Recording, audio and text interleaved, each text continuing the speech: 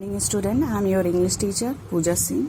Today I am going to explain you about the poem The Ball poem, which was written by John Berryman.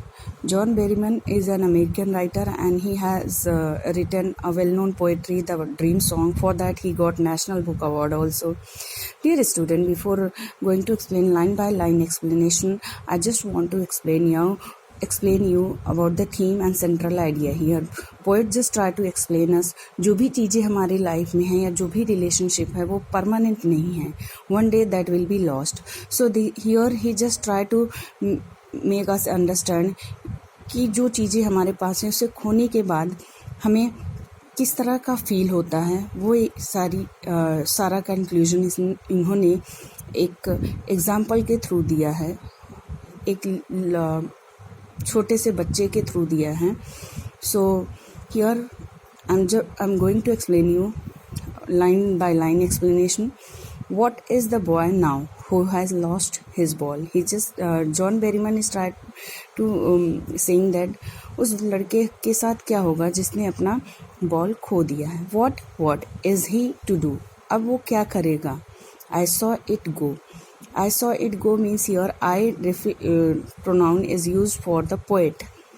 इससे ये पता चलता है कि वो उस बच्चे के बहुत करीब था. कौन करीब था? Poet. merely bouncing down street and then merely over there it is in water. dear student, यहाँ पे उन्होंने फिगर ऑफ स्पीच यूज़ किया है जो मैं लास्ट में आपको बताऊंगी. यहाँ पर जो बॉल है उन्होंने हैप्पीनेस सीन क्रिएट करने के लिए मेरली वर्ड यूज़ किया है. Merely means happiness. जो बॉल है ups and down bouncing, ups and down bouncing means ups and down करते हुए वो स्ट्रीट पर चला जाता है और उसके बाद वो पानी में गिर जाता है. Definitely nearby river if we are playing, so ball जो है वो पानी में जाएगा ही. नेक्स्ट है no use to say oh there are other ball. Poet is saying that ये उससे ये कहना वर्थलेस है कि और भी बॉल है, बिकॉज वो बॉल जो है उससे काफ़ी अटैचमेंट है, उससे काफ़ी उसकी मेमोरीज हैं जो कि खो चुका है. And ultimate shaking grief fixes the boy.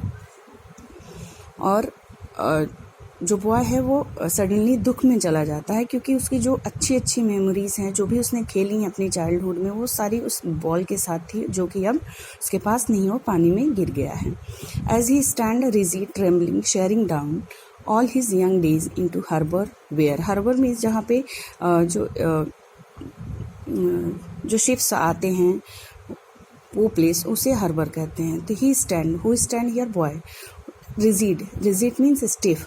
Shocked हो जाता है क्योंकि उसने अपनी फेवरेट बॉल को लॉस किया है. ट्रेम्बलिंग एंड स्टेयरिंग डाउन, कांपते रहता है because that there are so many beautiful memories attach with that ball and the boy has lost that ball finally. Staring down, वो नीचे की तरफ घूरता रहता. All his young days. Here young days means मतलब उसकी जो अच्छी मेमोरीज हैं बॉल से रिलेट करती हैं वो सब अब उस पानी में बह चुका है. His ball went that the ball already lost. I would not intrude on him. Introduce mean here I hear poet is saying that वो देख रहा है उस बच्चे को और कह रहा है कि मैं उसे इंटरफेयर नहीं करूँगा. उस टाइम जिस टाइम उसने अपनी बॉल को खोया और काफ़ी दुख है.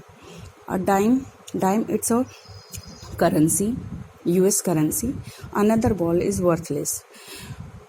Poet is saying that I will buy another ball for him, but that the ball was worthless because जो बॉल उसने लॉस्ट किया है उस बॉल के साथ उसके बहुत ब्यूटीफुल मेमोरीज हैं स्टूडेंट्स. तो अगर उस बॉल की जगह पे कोई और बॉल भी दे देते हैं तो दैट इज़ वर्थलेस. वो वर्थलेस है उनके लिए. Now he sense first responsibility. Now here poet is saying अब वो first responsibility. Now here one question arise how he felt one responsibility. One side he lost his ball and here we are talking about responsibility. Yes my student, कोई भी चीज़ हमारे पास है जिसे हम बहुत अच्छी तरह से चाहते हैं या कोई रिलेशनशिप है उसे हम बहुत मानते हैं या कोई व्यक्ति है, पर्सन है जो बहुत क्लोज हैं, तो उसके लिए हमारे पास एक रिस्पॉन्सिबिलिटी बनती है कि हम उस रिलेशनशिप को कैसे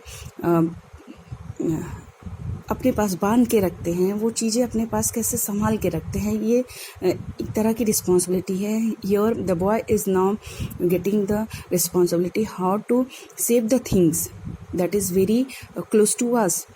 इन अ वर्ल्ड ऑफ पोजेशन, इस पॉजेसिव वर्ड में हम कैसे उन चीज़ों को या उन लोगों को अपने साथ रखते हैं जो हमारे साथ काफ़ी अटैच्ड हैं.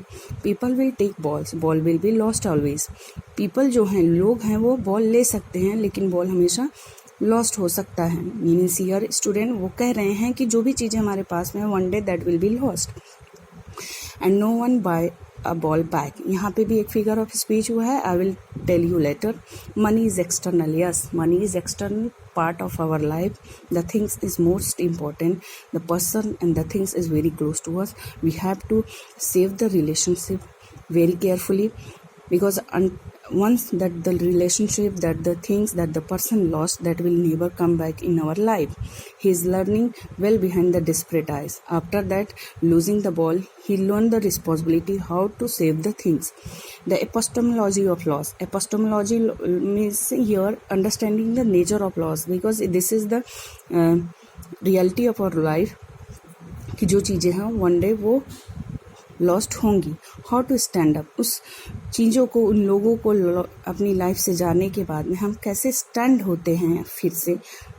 This poem is all about that. Knowing what every man must one day know and most know many days how to stand up. Here he just try to explain with the giving the example of little boy. After losing that ball, he understood from the childhood, starting from the childhood he understood how to save the things and how we will stand up after losing and the things and person. तो उन्होंने कहा कि किस तरह से person को या चीज़ों को लॉस्ट करने के बाद में how we will stand up again against that situation. This is all about this poem.